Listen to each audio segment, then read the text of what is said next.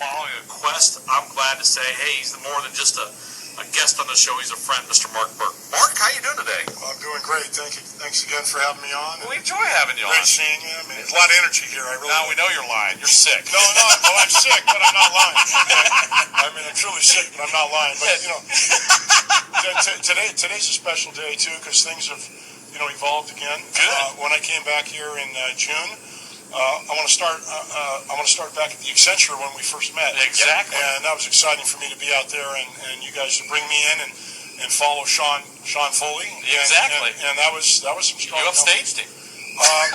Well, that's just what I said. But the fact is that you guys have been very supportive, and my journey's been different. Sure. But it's still, it's all for a common goal. For my common Sure. goal is to make it, to play championship golf, and my injuries I've taken care of my hernia. Yeah. I've taken care of some things, and my golf game is pretty good right now. Hey, Mark, let's just, like I say, now it's been a while since you've been on the tube. Let's just refresh all our listeners' memories on you coming off the Golf Channel. There's a man. My gosh, Brian Hopp's in the house. My goodness gracious. He dresses good once in a while. Well, no, he told me he was going to have a T-shirt and jeans, and Oh, look at him go, man. Yeah. But kind of refresh our listeners on your story. Because you and I both know, man, that shelf life goes away in a hurry when you're known. So you were on the Golf Channel. You had like 6 or 8 weeks. 10 weeks. Why you cut me back? I'm sorry. Well, I'm gonna let you walk through the progression of what happened on the Golf Channel. Okay. Well, I was fortunate, as you know, a homeless guy living where I lived. Circumstances got me there. It wasn't through drugs or alcohol. It was through something else, right? Domestic, and I was able to, document stuff while I was down there, which was interesting because I thought, if it's this far off, what I thought was my reality, it changed, and I had to adapt to it. And I met a new group of people down there trying to survive, and Sure. And that to me, was heartfelt because I saw another side of life that I didn't pay that much attention to, and once I did, it just realizes that human beings are all really the same. Mm-hmm. You don't judge a man by his wallet, so to speak, and it's really about your character and Sure. and what you're and how you're gonna help people. And that's basically how I've kept going. Well, what's really unique about this whole situation, I mean, you were a bottom feeder for some time as far as trying to make it out of the gutter. You really were. I mean, you were living in a giant pipe. I can't think of the right word for it that goes under roads, let the water flow. I can't think of I know it. I'm a farm boy. I should know. But it was a huge. Well, how about a sewer? Exactly. In a nutshell, that's what it was. I mean, all your goods are with you. You were living it there. You were living off the street. You were using homeless facilities to get Right. food. I mean, you made a bunch of friends there, but you never gave up on your dream. Well, at that level, if you do give up, it could be, catastrophic. Sure. And you've got to, keep a positive and a good attitude. And I used to be a big fan of Jim Valvano, late Jim Valvano, Right. and Never Give Up. Yep. And I was always a sports kid when I was young and followed college sports. And I remember, hearing that and never giving up. And if you give up, whatever you do, what do you got? I mean, whatever it is, you have family, your job, and so forth. But Good word. I was at a point where I was confused, and the only thing that really kept me going was, I got my golf. You had your one focus. I had my golf, Yep. and that really kept me alive. And it sounds corny, but that's the only thing I've really been good at. And that's suspect to what level I'm good at. But I'm going to take it to the next level. All right. So we get you through the 10-week series. Well known. You're making your rounds. We had hoped that there would be a follow-up series. Maybe that's the quest you're on now. So kind of talk to us a little bit about what you've been doing since the end of the series and where you're headed. Okay, well, the end of the series, it ended, quite confusing because the ratings were super high. They were. The Nielsen ratings and so forth. It came out the second highest rated show in new programming. Mm-hmm. It compared to Trump and these other shows. It actually Big break. The Big Break. The numbers were actually even more astounding. And but there was a confusion on the production company. And there was a break in communication between them and my favorite, NBC and Golf Channel, Right. which is my favorite. And there were some problems with the production company, and I'm still trying to work it out. Mm-hmm. And if it does, then we go again. And if it doesn't, I still go again. Gotcha. Well, it doesn't matter what they do. You're moving forward. I'm moving forward, and with the graces of meeting. Introduce your guest over here, Yes, Mark. I'd like to introduce Dr. Tim Newman. He's the professor at York College in Pennsylvania. Tim, say hello. Tim, there you go. Tim, how are you today? Just wonderful. Nice to have you today. It's nice that Mark bring you along. And why don't you tell us just a little bit about yourself so we can kind of let our listeners know who you are and why you're here. Well, besides your good looks. It's kind of funny why I'm here. You did that to me. Now, I mean, I'm sorry. Said he's... I say I call a spade, Mark. Oh, tough crowd. Tough crowd. It's a really funny story why I'm here. I'm a college professor on sabbatical, and I'm supposed to be writing a textbook while I'm out here. And probably the third day I was here, I saw Mark's bag and had no idea, never saw the show. Next day I saw, went to his website and then came back and saw him on the course and just started a conversation. Listen to his story. I mean, Mark has an incredible story. He's got an incredible work ethic. His golf game is solid, and really just trying to help him out and get him to where he needs to be. We formed a solid management group, and I think we've got a lot of good things coming along. Well, the big thing here, Dr. Tim specializes in social media, which is the red hot of tamales, and as far as what's happening in the world of technology. Am I right? Yes, Dr. Tim. Yes. So you want to get a word out, or you want to get your story out, you got to be in the social media some way, shape, or form. Absolutely. After we talked to you on the phone yesterday, we put this out on social media, and I would say within 5-6 minutes, the tweet that I had put out had been passed on and passed on and passed on. And I know there's people on the East Coast listening. I know there's people in my network listening. I'm pretty sure my students better be listening. So, but the power of social media is huge, and we're trying to harness that and hopefully again help Mark get to the next level. Absolutely. Well, I think there's a big misconception about Mark. You had this show for 10 weeks, huge hit on TV. Not a lot of money. People are thinking, he had to make a ton of money from this show. It's It's the wheelbarrow. popular. Actually, between you and me, I had to pay him. So there's a misconception, though, amongst most people that Mark made a ton of money off this show, and that's not the case at all. Well, at the beginning, when I took documentation of this homeless life, and I had a feeling that something, might come about this because it's so strange that I'm hitting 300, 400, 500 balls a day in the heat. Like sure. That is all authentic and organic. But when it was over, I between the RV, we talked about what happened. Oh, exactly. And all of a sudden I find myself, wait a minute. And I had lawyers and agents pulling at me, sending me to Vegas with Seth Glasgow, who's just been a fantastic. He's kept my phone on. I mean, Seth has kept my phone on and totally believes in me. And we want to start something new called Dream Chaser, because pipe dream is a pipe dream. Yeah, right. But a guy that's a dream chaser, that's like a storm chaser. And let me go chase my dream. I've still got a shelf life, maybe 20, 30 years. No, but the fact is, I'm firing in the 60s all the time. I might be playing 4,800-yard courses, but no. But the fact is, I really am. Tim, what witnessed me hit, honestly, and you'll appreciate this. I hit 36 greens in a row, and that's solid from 6,900-yard course. So my ball striking's there, and playing with Brian humbles me a little. Oh, Brian's a player. Yeah, he's hitting it. Cameron Howell's a player. Those guys are all young bucks. Yeah, don't scare me at all. But they're in another zip code. I mean, they're like, hey guys. That's why they have multiple T's, Mark. Yeah, you know what I mean? But the main thing for you two, Mark, is you're healthy now. You've had a lot of injuries, and if you have injuries, you cannot play optimum golf. There's no doubt about it. You got a stinking hernia. How are you going to turn on a hernia? Well, it's not a hernia. It's a hernia the size of this. It was actually the size of a baseball, and I'll tell you, in the cold weather, it hurt. Yeah. It hurt, and I feel, I can pivot now. I can get it to my right side. Make your turn. Yeah. And so things are solid. Okay, so health-wise, where are you? 100%, 90%, or? I'm 100%, maybe 100% mental. I'm 100% physical. I'm 100%. I see you fall right into the theory of this radio show. Do not let the facts get in the way of a good story, Mark. So, yeah. Just make it up, Mark. Just make it up. I'm adaptable. I'm coachable. No, we're just having fun with it. And it's great news. No, but in most of my stuff, I talk with Tim and I talk with Brian, and Cameron. I remember Cameron saying, some people had a impression of me in the show because I fired my caddy. Well, nobody gets to wear pizza pants or a tablecloth to my. No, just kidding. I mean, I didn't know if he was. I didn't know what. I was saying, waiting for the. But yeah, and Derek's a great guy. Oh, that is beautiful. But the fact is, I was under so much pressure. If you can imagine, I'll never forget Rich Greenwood. He won the NCAAs at UCLA. He said this to me. I said, Rich, I don't quite have the equipment. I'm not dialed in. I've been out for 2 years. I don't know what's going on.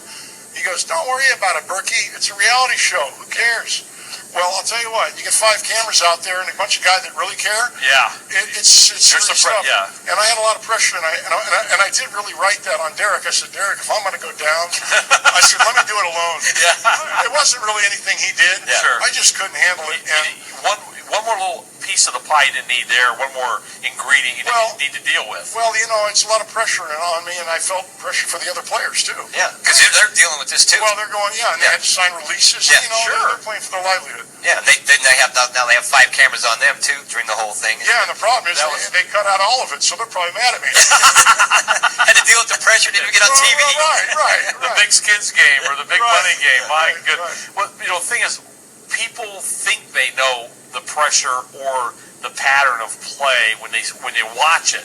But it's kind of like when you see a big whale on TV, then all of a sudden you're out in the ocean doing some whale watching and see a whale come up and you're crapping your pants. Yeah. So now all of a sudden you're watching a game and all of a sudden you're out on a course, got yourself in the same situation. It's big time, and there's pressure you can't even identify with. Well, I'm hitting balls with guys that have lost their card running the range there, and here I got these cameras, and I think Dick Mass might have won it with his low qualifier there, but you had all the guys. Oh, exactly. 51. I forget their names now. It's been a while since I played with them. Don't even worry about it. It's pro golf. Did the show help you with your golf as far as dealing with pressure now that the cameras are away and you're going to an event now? Are you more prepared? Well, I'll tell you one thing. I'd like to take top 10 guys and put them in the pipes and then compare the pressure. Oh, I got you. Yeah, make them. That was pressure, and pressure is at this time being possibly, without shelter and in peril. And go ahead. Go ahead, Tim. Dr. Tim. To answer your question over there, I didn't know Mark before the show. I watched the show and watched how he played. He's not playing anything at all like he played in the show. I mean, he's playing solid. He's mentally, really, he's dialed in. Very focused. Every shot, every putt. The one thing I told him, I said, that putt on 18 in show 8 where he was for the match, Episode 8. Even though he missed the putt, I like the way he approached it. He committed to his line and he hit the putt, even though he missed it. And that's how he's approaching every putt, every day, right now. Yeah. Well, that's the secret of golf, is making a commitment to the shot. If it happens, it happens. But if you're committed, that's all you can do. Well, the other thing, too, is I learned, we've been through the Chuck Hogan, or the Hogans back in the 90s. Right. But, it can be as meaningful as you want, or you could just kind of let it go and hit your second putt. Yeah. You know how the second putt always goes, and there's this fine line. And we have to deal with that as players, of course. I'm not a player. I'm a talker. But you have to deal with that space. There's an interesting space where it's almost in a conscious, subconscious, and you're just going to doing your business. Yeah, you do your thing, and you almost sometimes have to do it with disinterest, to not think about the results of failure. Just do it. Exactly. Right. No big thing. And it's a fine line. That's huge. Yeah. You can listen to Christopher Doris too much. We have a couple mental toughness coaches, but they talk about that. Well, listen, I'm all ears. You're going to bring in Bob Rosella? I'll go. I lived with my lawyers. I'll go live with Bob. Hey, let me tell you what. Chris Doris is a Dr. Bob Bertelli. Yeah. We've had him on many. Oh, yeah. Awesome guy. He's a great golfer too, and he's just. I'd like to talk to him. He's unbelievable. He's really funny. But like I said, you need to have a short memory in golf. You got to give it up. I mean, it's a tough thing to do, but you need to do it. But as far as Dog's a great player. Yeah. I'm a great teller of the game. So the more I get to tell it, the better I get. You do. Yeah. Oh yeah. Well, you're obligated. Can't play with a lick, but man, he can talk. You You sit behind this. You got to cut 5 shots off your game. Oh, easy, man. He's a scratch behind the mic. I'm scared. I'm looking for a PGA Tour app right now. but here you go. Okay, now you're marching. I think he said you guys are heading out of town, or you're heading out of town. Well, that's where I'd like to bring in Brian. Brian, are you around? Brian, if you're here, come on over, bud. Mr. Hops, you He's in? on the phone real quick. Oh, okay. He's such an entrepreneur. He's got. Oh, I know. He's wheeling and dealing, making money. Where do you want to sit over There. He's good. He's gold. We're good. Okay. Brian, are you with us? Go ahead and grab that yellow mic. And, I'm here. There hey, we go. Brian, how are you, buddy? Good, Good to thanks. see you, Good man. seeing you. Yeah, So again and again and again. Shot dog. Get to be What's up? people are going to start talking, Brian. Yeah. Be so Or in early. a good way. Yeah, exactly. But what's going on? Well, I want to tell you this, that, I met Brian at Trilogy. He shows up there. It's the middle of summer. Nobody's around. And I see him come in, and he's walking. Right, he's Brian. Walking strong, right? Waddling. All of a sudden, he's Brian. I see him shaking a couple. I thought it was a salt shaker, but it happened to be some Advil. Yeah. I'm like, okay, this guy's got this part figured out. Okay. So he walks in, and I guess his friend Cameron was there. And I didn't know him. Sure. And I'm on a chipping range. I had some back issues, so I was in pain. And I turned around and heard a ball fly. I'm like, didn't quite sound like mine. Yeah. And then I turned around and watched some more, and I'm thinking, this guy came. Who is he? I never met him. Turns around that Ryan Thompson, owner of Trilogy, Trilogy, right. is friends with Brian from Minnesota. Yeah. Asked me to go play with him. Okay. And I'm thinking, well, let me warm up for about 2.5 hours, go play the front nine, so I can turn. I had some. He's not lying. I'm not. You're right. So I played the back nine with Brian and Cameron. Sure. And I watched the balls. I'm like, okay, guys, hold on. I'm back here. And so that's how we do That it. is awesome. Well, everybody, amateur golf in Arizona knows Brian Hobbs. Amateur golf in Arizona knows Cameron Howell. These guys are players. There's many more. We can name tons of them. We're getting to know them better. We just want our listeners to know who they are. They've been around. They're good guys. We've had them on. I think he captained. It wasn't the Goldwater Cup. Yeah, it was okay. Goldwater Cup. Hey, can you believe that? So anyway, good guy, a lover of golf, and I think that's probably why you guys got hooked up. Not so much that, a refined player. And I'm talking about, I'm not going to say pro that's an amateur, but Right. he's not an amateur that's a pro. But you know what? You got your stories maybe a little similar, and Brian kind of vaporized for a year or two. I didn't hear that. disappeared. Tell me There that. was something going on. Now, see, we just happen to remember that, but they may be similar. Was I not supposed to bring this up? No, that's okay. Too late now, Buck. Hell, Hey, get it out of the bag. but see, we do know what's going on here. Brian was at the top of his game, and all of a sudden he just, like, where'd he go? And, Dog, how many times do we ask guys, where's Brian?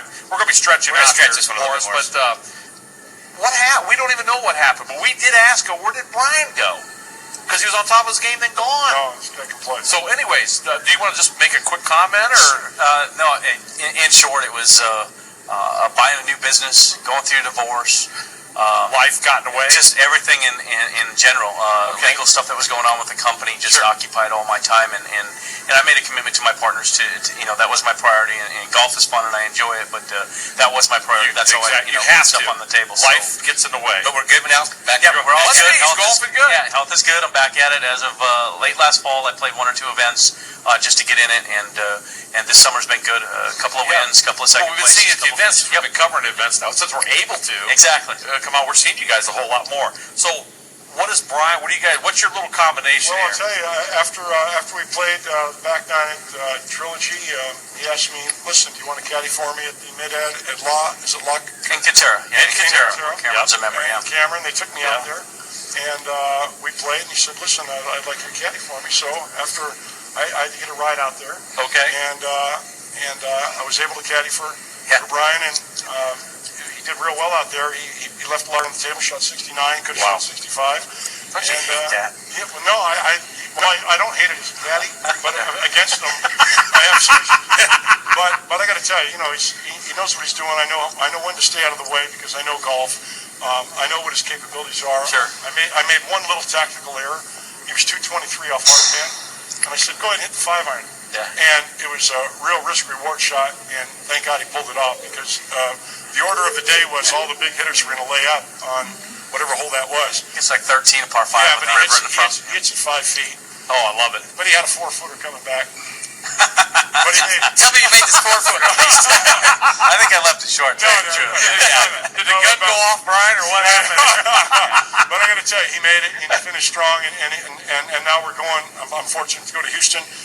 Brian's going to make sure I get on the Greyhound bus tonight at 9:30. Okay, so what's going on, Brian? You're going down to Houston, the Houstonian, and I believe the Shadowhawk, the 2 courses that we're playing on there for the U.S. Mid-Am. Yep. Starts this weekend. Practice rounds Thursday, Friday, and everything. So he actually had Mark had some things going on, and I didn't think he'd be able to make it. I have a guy that travels with me. He's been with me about 8 years, overseas with me, all my national championships. He just had a conflicting error that was keeping him away, so it brought up an offer for... Could be fate. Yeah, so I just talked to Mark. I think it was Saturday. I hadn't called him in a week. I'd been busy with other things again, travel, and we called on Saturday, talked to him, took him out. I think it was Saturday or Sunday. We went out and played. Sunday, we went out and played. Tell him what happened. Caught up a little bit. What's that? Tell him what happened. Yeah, he took me for 3 ways out there. Did he really? You got you all 3? Yeah, he's playing good. Maybe 4. Yeah. Is there a couple presses? Yeah, there was. Yeah. Couldn't get away without one. I opened my mouth and I got But he was easy on me, you know. Yeah. Okay, so you're going to caddy for Brian. 9:30, I leave on the bus. Oh, so are you guys going together? You headed one way. You headed we actually had airline tickets with all the other players who were traveling with. Quit mentioning. Is Cameron going with you? Cameron's going with me. Another gentleman, Paul Welly. Yep, Paul. And Jeremy DeFalco, good friend of mine from Tucson. Yeah. Real good player. Probably the best player right now in the state. He's definitely a good rip at it. So we're all traveling together, staying in a house, doing all this stuff. We had all representing of our regions. Arizona, big Mid-Ams, baby. Yeah, at every sports bar we can get into. So, we'll is he the chaperone or what's the deal? Yeah, exactly. That's Cameron. Cameron's our doctor. He keeps us in line. So, hey, good guy too. We spent time interviewing him too. He did a very nice job. A lot of great talent in this state. You're running with some good people too. Yeah, well, my main concern is it's really not about O'Brien right now. Right. It's about me going to Augusta. See? Oh, there you go. Oh, you got to win that thing. Yeah. There's incentive. Well, hey, get busy. But I got to tell you, Buck, I played for pro golf for 20 years and so forth, and he's got to be, in my opinion, one of the top 10 or even less that's got a chance of winning this. I'm excited for you guys. There's Craig Hocknell, my goodness, in the house. We got everybody in the house today. My goodness gracious, man. Bring it. I'm telling you, man. You're like flypaper. So, Mark, moving forward for you. Well, what I'm looking forward to do is, through the graces of Dr. Tim Newman, he's head of my management. We've set up something for PayPal for me. Okay, to try to get. I want to try to do it again, and the finals are at Scottsdale TPC. Okay. I can go to Prim. It's kind of local, but I got to raise the tour school money. Right. I'm reaching out to people that have interest in maybe help me out. It'll all go to the application for the entry fee and so forth, and it's monitored by Dr. Tim over here. Tim, who I trust. Okay. All right, Dr. Tim, go ahead and talk about what we're trying to get build some funds. How do we get our listeners to help out? Yeah, that's what we're looking for. If you guys want to help out Mark Burk, Pipe Dream Fit, he is a dream chaser now. Right. Okay, what do we want to do? Well, the best thing to do is go to his website, markburk.com. There's a link there to PayPal. We'll take any type of donations, large, small, whatever it takes. We're with the graces of a lot of people. The Titleist has come through with balls and gloves. There's been a lot of good. I know there's good people out there. I want to mention John McMillan has come through with balls and gloves. Sure. Through Big Johnny Mac. We know Johnny Mac. Right. Yeah. Johnny helps me out, and I just kind of sent over the name and said, I don't know if he's the contact, but, and he did. He That was came through. real nice. Okay, John McMillan, Titleist Fest. Great Solid. And we want to talk about the Trilogy of Power Ranch. Who's your connection down there again? Ryan Thompson is the owner down there. Top-notch guy. I couldn't remember his name off the top of my head. Ryan Thompson. Awesome. His wife. Yep. Okay. I just happened to lose my housing there. Yeah. They did a fire sale in the house, so I had to move. And Brian and Tim kind of picked me up the streets again. Awesome. I don't like to go from A to B. So No, I don't. You like to find a home. or A to Z, I should say. Yeah, exactly. It sounds like you got a great team surrounding this. Well, it's great Yeah, people. we've got back east. We've got Brendan Wilhide, who's working on PR, and Wally Reed, who's doing the marketing and sponsorship types of things. But anything that anybody can do to help, again, go to markburk.com and get in touch with us. And we'll be happy to talk to anybody. It's just the way it sounds. Mark, M-A-R-K, Burk, B-U-R-K.com. markburk.com. And that's because I have You got the website right now. I had it somewhere. There it is. Get out your credit card, man. You see it right there. I'm going to make a donation. What we did was, I think we got permission. Is I was able to put the graphics for the Uncle Buck show. Sure. And now that you click on, we'll be able to see this show, and through the social media, we'll be able to network it. And anything I do to help, you guys, and I would, bend over.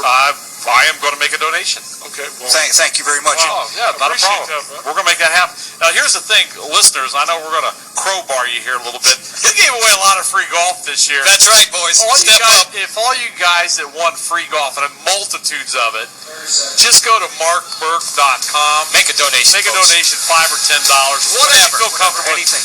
You guys are sitting out there on 12 twosomes, some of you guys. Make it happen. But we got to roll. Ruff gets a heartbreak. Good luck, Mark Burk. Thank you.